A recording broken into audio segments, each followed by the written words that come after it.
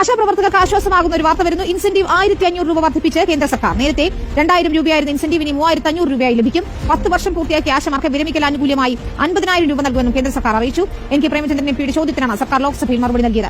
ആദിൽ പാലോട് ചേരുന്നു. അതിൽ ഏറെ ആശ്വാസകരമായ നിലപാട് തന്നെയാണ് കേന്ദ്ര സർക്കാരിന്റെ ഭാഗത്തു നിന്നുണ്ടാകുന്നത്. നമുക്കറിയാം ആശമാരുടെ സമരം ഒക്കെ തന്നെ അതിശക്തമായി നടക്കുന്നതിനിടയിൽ, അതിൽ ശ്രദ്ധ നേടുന്നതിനിടയിലാണ് ഇത്തരത്തിൽ കേന്ദ്ര സർക്കാരിന്റെ ഒരു നടപടി ഉണ്ടാകുന്നത്.